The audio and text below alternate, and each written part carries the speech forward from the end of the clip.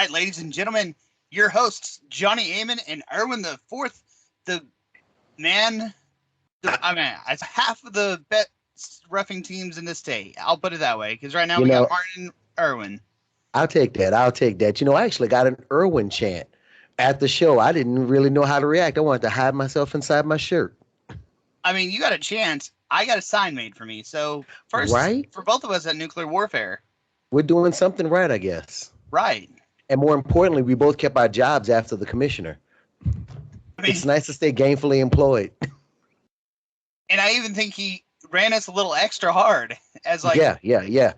Yeah, absolutely. I mean, I was ripping and running. If I wasn't roughing, I was backstage. I was able to get an interview with Tank, so we're definitely going to talk about that. So that was awesome. yeah, that I wish we could have got more, but like when you're roughing and running backstage, I was also doing interviews out front, getting some of that firsthand stuff that once Nuclear Warfare goes on Patreon or YouTube, whichever, fans can watch the entire show. But until then, we got a review for them, right? Absolutely. It was an interesting night. So I mean, let's start with the tag team titles. I mean, the very first match, the tag team titles. I mean, BMF had a pretty stacked deck against them. I mean, we knew it was going to be stacked just by looking at the card. Yeah. But not only that, Montego Sika and the Gold-Blooded Killers, ran by Guy Sterling, attacked BMF before the match. Yeah. Seemingly out of nowhere, but apparently I was talking to Kevin. Sika had shoulder blocked him back in December. Yeah, I actually saw that. So, I mean, that was a quick match. Weren't you the one reffing it? No, I wasn't. I didn't have the luxury of reffing that match. Ironically, it was Duncan Kincaid that actually reffed that match. Yeah, and Big Bud Barnes was actually the special guest timekeeper in that match. And of course, this was right after Kevin, Sanchez just got hit with the shank by Montego Sika, so that did not help at all. I can't believe I forgot Duncan was the ref, because that's part of the stipulations. Yeah. And it was a fast count to crown our new EPW tag team champions of the Sanders brothers.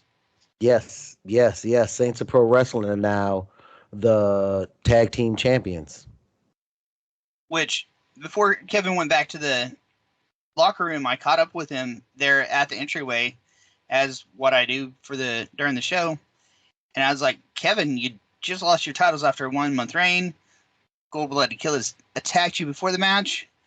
What are you thinking? And Kevin was pissed. He was irate.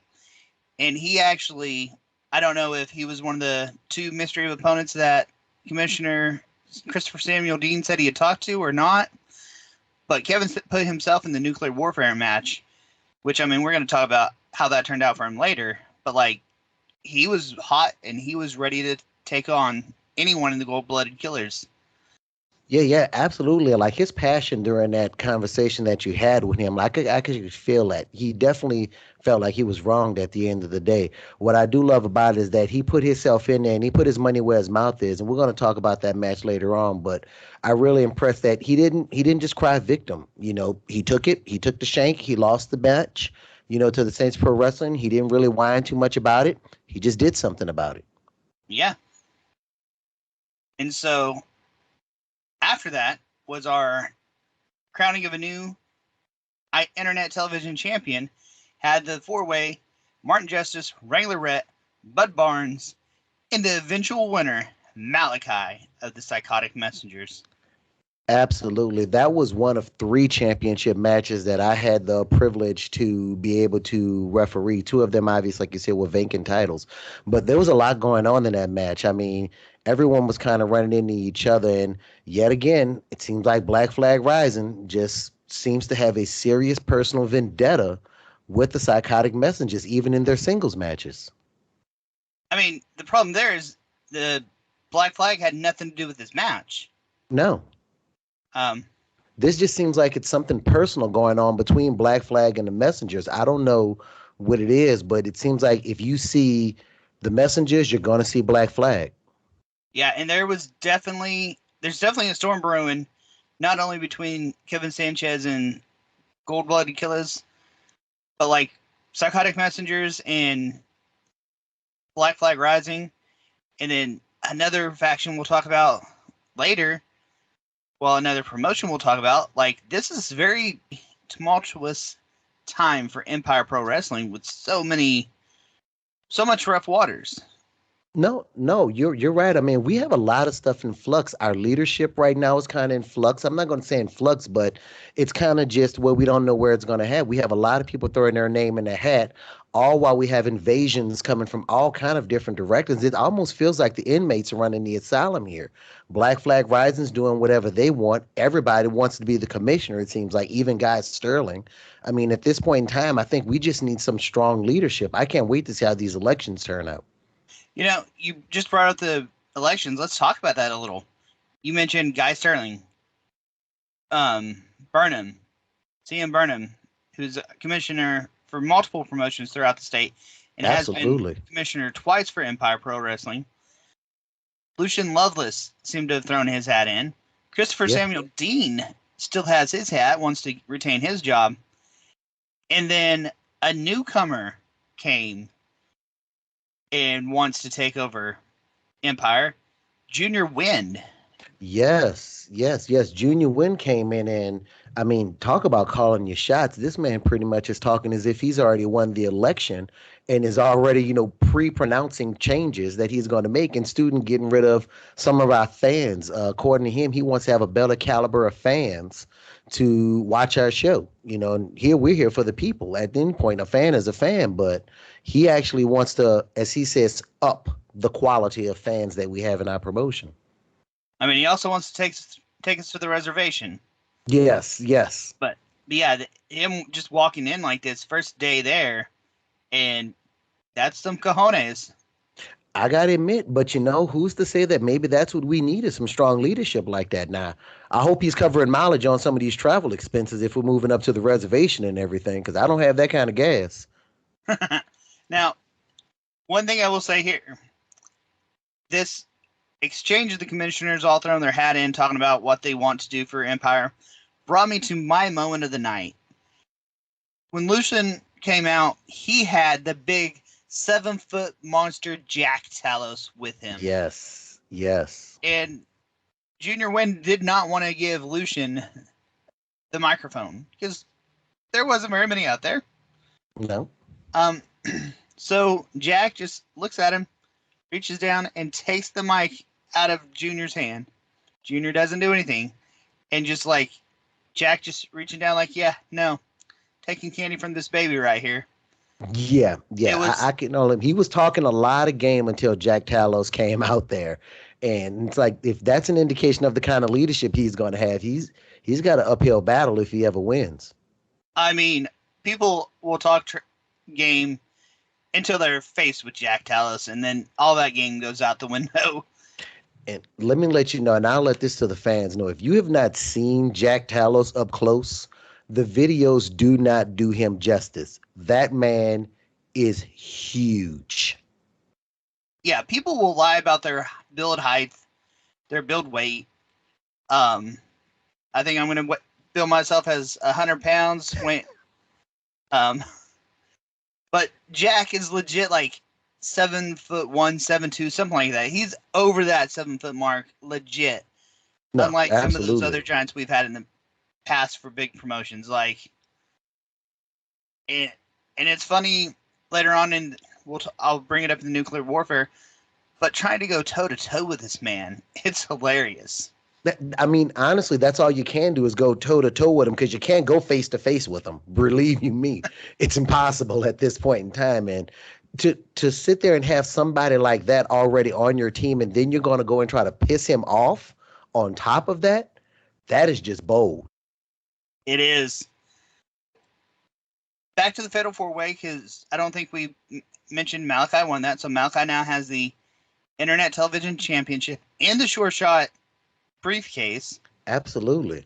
Besides the year-end awards he won, him and the rest of the Psychotic Messengers cleaned up because a match after that was Tank Bryson versus Trench Blythe for the International Championship.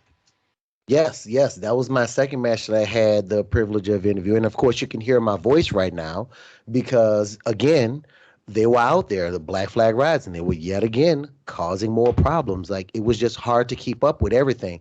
Trench, I mean, something was going on with Trench. He kept claiming he had something in his eyes over and over again. Of course, after watching the video and everything, I can definitely see there was a lot going on during that match. But at the end of the day, Tank ended up becoming a winner, which brings us to an interesting question here. We now have probably one of the greatest tag teams we have in Empire Pro Wrestling now holding singles titles, including the Sure Shot briefcase. Is this going to be the end of the Messengers, or are they just taking a break for a minute? I mean, that's definitely something we're going to have to talk to Lucian about as the manager of the Psychotic Messengers. But Lucian still has other men. I mean, he's got Jack Talos, Wolf of War. When he comes back, he'll have two giant men to tag if he wants. Yeah, yeah. But yeah, was it that match that Black Flag Rising actually got thrown out of ringside for? No, no, no. There was a lot more going on. I believe at some point Martin had just had enough of it because they kept coming in a lot of matches and eventually kicked them out. I was dangerously close myself to getting rid of them. Okay, but that's when the rest of the Psychotic Messengers came out then, right? Because Yeah, I know yeah, they came absolutely. out. Yeah. I mean, it's one of those things like we were both there. We were both active on the show that night, but still trying to remember exactly which match certain things happened on. They blend together. Yet again, it was just another show full of just anarchy. At Yeah. the end of the day, again, I don't know if this is a sign of leadership. It's just a sign of just our promotion in general, where we just got a lot of hungry wrestlers trying to make a name for themselves. But I mean, it was sheer chaos. I loved every bit of it. The fans loved every bit of it. So I'm not sitting here saying that I had a problem with it. I just like to have my chaos a little organized. Yeah, I mean, we still don't know what Christopher Samuel Dean talked to the Black Flag Rising about in his office. Yeah, yeah, and I tried to get an answer with him backstage, and I mean, I got an ugly look when I tried to make eye contact with him. So I mean, I basically avoided him most of the night after that. I tried to get before the show started, I was going to try to get a word for us, but if you'd have saw that look, you'd have stood clear of the commissioner. And so, like you said, you caught up with Tank after his match. Let's roll that clip. Tank, yeah, let's see what Tank has. Winning the international title. Again, a little bit rough out there with Black Flag Rising and everything. How do you feel? Feel like I came here and did what I said I was gonna do. Took the pirate ship and I sank it. Sent Trench to the bottom of the seas and took the international championship home to the Psychos. Nice, nice. Congratulations again. Are you worried that Black Flag Rising is gonna possibly retaliate? I ain't worried about them. They're done for. They're old news. Old words. So apparently, Tank's put Trench in the trenches of the ocean, and he's done with him. Yeah, and apparently he's not worried about retaliation at all. He's actually daring Black Flag Rising to step up. I mean, Tank's a mercenary. That doesn't mean he doesn't mean he's the brightest. I think Tank's a little under the wrong understanding there. Yeah, but that man is built tough. So if anybody could do it, it would definitely be Tank. I mean, I definitely saw some of those falls that he took out there, and he just kept going. That was amazing. Kudos to his resiliency. Oh, yeah, he's a very resilient man. He's one of those people for the messenger that takes a licking and keeps on ticking. Oh, yeah, yeah. Speaking of resilient, can we talk about the no DQ match between Father Patch and Jason Simon? I mean, the Unhinged. I mean, at this point in time, I'm just happy that it's finally over with. I mean, yes, he's now Father Patch's disciple, but I'm just happy it was over with. To be in that match and to watch that match, it was brutal.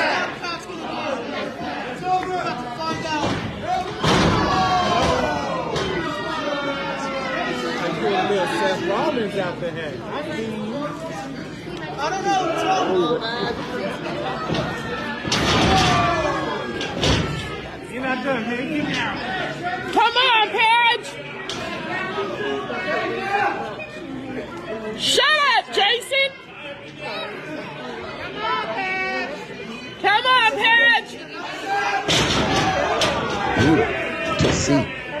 I mean, Father Patch took 3 curb stomps one of those curb stomps was assisted by the middle rope. Like, Yes. And he still won.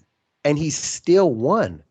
Now, granted, we don't know if he won because of the interference that came in. Maybe he was motivated, or maybe he just already had this determined that he was going to win. But I'm curious to see what's going to happen to the Unhinged now that he's back as a disciple of Father Padge. That will be interesting to see because, like, when Padge and Jason left the ringside area, Padge carried an unconscious Jason out. Yes, Jason didn't yes. go with them willingly. Jason didn't get drug out. He got carried out because he was unconscious. Absolutely. Yet it was interesting to see the lovingness that Father Padge had even in carrying him out. He didn't have any hatred in his heart when he carried him out. It's almost as if he wanted him to become a disciple. Maybe he's going to try to help him in what he's going through being unhinged. Who knows? I'd actually like to have a conversation with either one of them to see exactly what they're thinking. I mean, Padge did used to have a stable, so maybe he's wanting to rebuild that. Maybe he got lonely. Could be. Could be. Maybe they're going to go for tag gold now because that tag division needs rebuilt. I mean, it is definitely seems like that belt is that championship is definitely a hot ticket item right now. Considering BMF had it, now the Saints have it. Who knows? Maybe he could go after it. And now I think after this match, I got to talk with the guy Sterling out ringside. Yeah. And well, talking with the guy is not like talking with him on here. I can't just hang up. He was able to just take the microphone from me. Can't mute him there. But he added Mitch Onyx. Like I was saying, hey, Mitch isn't on the card. Mitch is going to be there. I kept saying that. And sure enough, Mitch Onyx was there. Mitch Onyx was in Nuclear Warfare. But to me, one of the hilarious things is Guy Sterling still had technical difficulties with electronics. Yes. At this point in time, I can understand his frustration with the conspiracy because even live, he could not get a word out edgewise without the microphones cutting out. I mean, he was backstage ripping the interns a new one after he was done, and it was not pretty. Let's say 7-second delay level of not pretty. Yeah, and it didn't help that it was my microphone he was using. No, not at all. Not at all. But I'll say this, I had no issues with it all night. Yeah, so I'd be very cautious if you ever get a chance to interview him again. He may have you pegged as the person that's causing all of this. The next match I have on my notes was a triple threat. Gallardo versus Vega versus Dam for the All-American Championship. Yes. Now, that was a great match. But before I even talk about that match, I want to say kudos as a referee to Martin Justice, that even after what he took from Big Bud Barnes, that he still was able to come out there and ref that match. Despite that, I mean, that talk about a man who lives up to his moniker as referee of the year. You can definitely understand that he does this for the fans.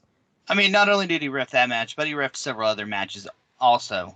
Absolutely, including Nuclear Warfare, which we'll talk about later. Which now, unfortunately, Gallardo got injured and was taken to the back during the match. Because, again, Black Flag Rising just decimated Gallardo. Dam threw him out, and they were like piranhas on meat. Yes. And I think that's when Martin just had enough of it. I mean, I'm new. I was trying to just give everybody a fair shake and everything, but Martin has a steel fist. He does not play those games. He's always told me, sometimes you got to be tough with these guys, and Martin was not playing that after what he just went through, and he nipped that in the bud really quick. Yeah. I mean, and I think that threw Dam off of his game plan a little because they weren't expecting to be removed from ringside. Now, I liked this match a lot. It wasn't my match of the night, but, like, I thought it was hilarious. Like, Vega would chop Dam, and Dam would be like, ah! Yes. It was definitely the most vocal match of the night. That's for sure. At some point, I thought Vega was assaulting a little girl in the ring. I couldn't figure out what was going on. Well, that's what it sounded like. And then if you saw on Dam's chops. That's what it looked like, is a little girl chopping. Yes, yes. But Vega would retain with a Pepsi twist. Nice.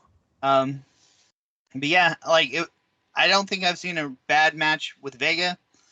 And as much as Dam's part of Black Flag and these invaders for Empire, and I'm loyal to Empire, Dam hasn't put off a bad match either. No, not at all. I mean, kudos to him. He came up short in the end, but like you said, just like Vega, ever since he won that All-American championship, he has done a really good job of defending it. He's been a fighting champion, and he's taken on all comers. I mean, Christopher Samuel Dean wants fighting champions in Empire, so yeah, Vega's living up to that. These guys are definitely stepping up to that. Now, speaking of fighting champions, let's talk about the fact that my third match I was able to referee, probably the one that is nearest and dearest to my heart, was for the Empire Pro Wrestling Heavyweight Championship. It's one thing to referee one title match, but referee all three, including the Heavyweight Championship. That meant something. To have Tommy Too Good go against Montego Sika, which I don't know if you've ever been truly up close to Montego Sika, but that man is scary. Like, seriously scary. Like, don't make eye contact level of scary. I mean, him and Romeo Reese came are dressed as if they just got out of prison. I mean, well, we already know Montego actually did just got out of prison. That's the interesting part. I mean, what type of man in prison calls his shot and says when he gets out, he's going to come beat Tommy and just go about his business? I mean, he literally comes from prison to the show and does what he has to do. The man is scary, but he puts his money where his mouth is. But Tommy Too Good gave him a good fight. Like, there at the beginning, Tommy was putting him in a wrist lock, working that arm, and I mean, Sika was able to just outmaneuver him. It didn't hurt that Guy Sterling and Mitch Onyx and Romeo Reese were all out there to help with the match. Not at all, not at all. But I saw at some point it came down to yet again Sika with the shank, Tommy Too Good, 1, 2, 3, and still world heavyweight champion. I mean, right now he's walking around with both belts, and he proudly, and he does not care who knows it, and he dares Kevin James Sanchez to come for him. I mean, he doesn't seem worried. You said both belts, but unless you were there at the show, you didn't see Commissioner Christopher Samuel Dean present a brand new world title to Montego Sika. Well, and Montego just decided to keep both. If he don't have both by the next time, he probably traded it for a pack of ramen or something. Yeah, absolutely. Now, here's the beauty of it. If you haven't had a chance to go see this belt, I believe it's going to be on our social media channels. I believe it's on our Facebook page right now, and it's going to be probably on our Instagram page by the time we watch the show. But it is a beautiful championship. I had the prestige of holding it up. And there's a wonderful photo that I got from doing that. That is a serious belt at the end of the day. But Tigo does not want to retire the other belt because he feels like he earned that one. So in his mind, he's Tigo 2 belts. You can't tell him otherwise. And I'm not going to be the one to tell him that that's still the same belt. You're still technically one belt. And, like Guy Sterling said last time, Montego Sika is an amazing athlete. He deserves any accolades he gets. If he wants to run around with 2 belts going, that's fine with me. He deserves it. I'm not telling him anything. I'm not going to just kiss his ass saying he's a good athlete. He's a veteran of the sport, and he knows how to work it. He knows how to work a crowd, and he knows how to make sure he has the advantage at all times. So absolutely. He did not seem worried at all, and there was no sign of Malachi coming in, cashing in that sure shot briefcase now. I don't know if that's because Sika is still the champion and he's just got everybody on notice, or Malachi's just waiting for his shot. But Tigo did not seem worried at all. His biggest problem right now is Kevin James Sanchez, which let's talk about nuclear warfare. Well, before we get to the main event of the night, we skipped over Tyler Watts versus Ozzie Hendricks. Ah, yes. Mr. Cap W himself. Tyler Watts. I had the privilege of meeting him backstage, and Yet again, I went to walk up to him as we do in this business. I walk up to him, going to shake everybody's hands, and I'm like, "Hey, Tyler, how you doing?" He cussed me out. He looked right at my hand, cussed me out, and walked away as if it was my fault that he lost the match last month. And I'm like, what did I do? I'm trying to show respect. And this man, I mean, literally almost spat in my hand because he just has no respect for this business or no respect for this promotion and definitely no respect for me. Man, you get all these guys looking like they're going to cuss you out, giving you dirty go to look stares and all that. I'm just trying to do my job. They're kind of me backstage. Maybe it's either your face or you're a zebra, one of the two. I think it's a combination of the two. It's like all the managers hate you and all the wrestlers hate me. Well, I'd rather have the wrestlers on my side versus the managers because I might be able to take a manager or two out. I can't take any of those wrestlers out. Not at all. Not at all. That's for sure. No, but there was a very interesting match. And, yet again, Tyler he was coming up short. The way he's just upset about all of this, but it did not end well for Ozzy either. I mean, it was a no contest because Tyler kept cheating, and Martin finally was like, pulled his son off, called the match, and said, "No, we're not doing this." Yep. And yet again, kudos to Martin. He's calling it right down the middle. He's living up to his name, Martin Justice. He's not playing favors here. Even though that is his son, he still had to call it right down the middle. And I can understand as a parent being in that position where sometimes you just have to do what's right. Right, but doing what's right got him a beatdown by what would turn out to be Central All Pro Wrestling, E-Bone, who was banned from EPW. Yes. Neshoba, and his son, Tyler Watts. Absolutely. Guess who was directing traffic? Junior Wind. Absolutely. And they definitely had notes. Now, here's again, Tyler Watt was another one. He called the shot. He said on social media that he was going to make Cap W's presence known. And he made good on that. Yeah. So good that next month we're going to have a tag team title match for Cap W tag titles at an Empire show. I can't remember who Martin's teaming with and whether it's E-Bones and Neshoba or if it's E-Bone and Tyler Watts. But once we get that, we'll have our hype show coming up and we'll talk all about that there. Yeah, absolutely. I think they're still trying to finalize who it's going. I don't know if they're going by some Freebird rules where we're just going to find out at the last minute who it is. But it's definitely going to be a Cap W versus EPW for the Cap W Tag Team Championships. Freebird rules? What is this, the 80s? It's the Don Callis family rules now. Yes, the family rules now, definitely. I may be dating myself a little bit. I mean, anyone younger than like 5 should know about the Freebird rule, all right? Absolutely. If you don't know it by the Freebirds, you definitely knew it from the New Day. But at the end of the day, that stable itself, I think it's going to be part of their strategy to wait until the 11th hour, because even if they announce who they're going to put in that match, they could still change their mind at any time because it's still Cap W versus EPW. Yeah. All right, now let's get to the main event, the one you wanted to get to. How about you give us that rundown? Yes, the anarchy that took place during nuclear warfare. Like I said, I had a lot going on, but I definitely saw that match. It was beautiful. I think one of the biggest things that impressed me in that match has to be the confusion in the ring, because as Gemini was in that match, we called it just like we said that was going to happen.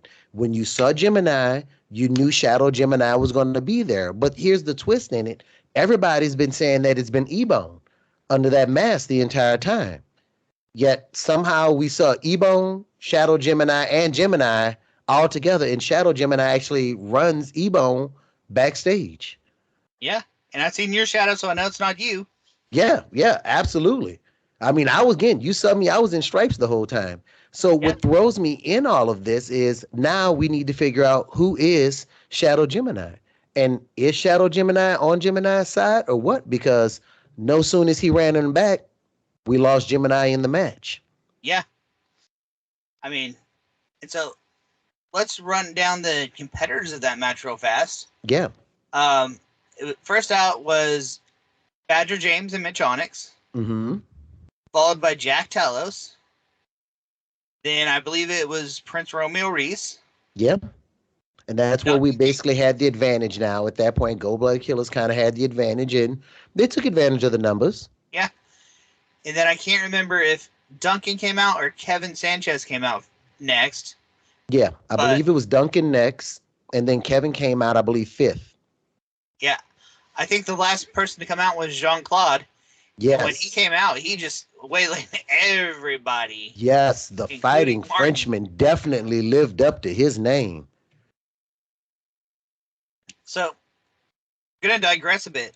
What did you think? Did you get to catch the opening 2-3 minutes of Nuclear Warfare? No. I actually didn't get a chance to catch it, but I'm going to watch the replay actually on our Patreon page soon as it's published. Which, I mean, if you're seeing this before it's on YouTube, you know where our Patreon is Empire Pro Wrestling Oklahoma City on Patreon. If you're watching it on YouTube, hey, guess what? You want this early? Go to Patreon, type in Empire Pro Wrestling Oklahoma City, find us, subscribe. It's only $10 a month. And then- Absolutely. Be and a you get part of the 2 free Empire tickets. Pro Wrestling Army. And you get 2 free tickets to the shows. Yes. And you want to get those free tickets to the shows, because let me let you know, it was standing room only at the shows this last weekend. It was amazing at the Southern Oaks Rec Center. We pretty much had a packed house. We did. Yeah. So if you definitely can take advantage of those Patreon tickets, I would, because at least you're guaranteed a spot at the show. But yeah, that first 2 minutes, Mitch Onyx, outside the ring, running around, playing around with the fans, did not Yeah. engage with Badger James. They didn't engage until Jack Talos came out there. Yeah. So I'm kind of wondering if this is yet another, faction that just has a problem. It seems like everyone has a problem with the messengers. Everybody has a problem with Lucian Lovelace's team for some strange reason. Well, I don't think it's necessarily an issue because Badger James was the one that attacked Jack Talos. Badger being of the Black Flag Rising and Jack being of Psychotic Messengers. Mitch just tried to stick hit and run, find his points. Gee, I wonder where he Like- picks that up from. Yeah, Yeah. but that was just one of those things that I think Mitch played it smart. Because if you can conserve your energy in this match where you don't know how long it's going to take, I mean, because I like to tell people it's Elimination Chamber without the cage. Yeah. People come in every 2 minutes, 2 competitors start. Each person's only eliminated by pin or submission. Why engage when you have 6, 7 other people coming out when you don't Not have at all. No, I mean, be honest with you, if I was in the same position, I'd have done the same thing. Why wear yourself out? Let everybody else eliminate, and then you pick up the scraps. I would be in vulture mode as well. Which, kind of speaking of vulture mode, Jack chokeslams Duncan Kincaid. Yeah. Kevin Sanchez gets the pin. Jack doesn't care about that. I do think then Jack eliminates Badger James, Mm-hmm. and out comes Black Flag Rising. Yet again. And out comes the messengers to save. Yes. All men brawl to the back. Jack's never eliminated. No. So if Jack wanted to raise a fit, he has a valid claim that he was never eliminated from Nuclear Warfare. Absolutely. And yet again, who's going to tell Jack Talos otherwise at the end of the day? I mean, maybe if he's in Miami, like he's going to be next week, and I'm here in Oklahoma, and I have a phone I can tell him, Yeah. but I'm also going to be in Miami with him, so I'm not going to call him and tell him. Smart man. Like, if anything, don't even remind him. Hopefully he's already put it behind him at the end of the day, and he's just having that Sanchez won, because he does have a claim for it if he wanted to. I mean, I feel sorry for the guy he's facing in Miami. That Oh, match. absolutely. So yeah. Yeah, absolutely. So yeah. But like you said, Sanchez went on to win the whole thing. Yet again, the man put his money where his mouth is. He said he was going to do it.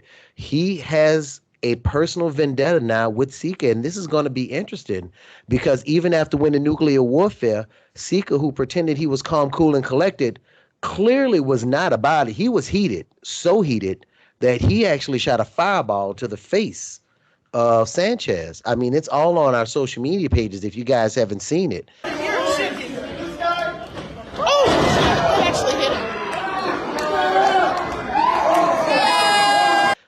We haven't heard anything yet. We know that Sanchez was rushed to a local medical facility, but we don't know the extent of his injuries just yet.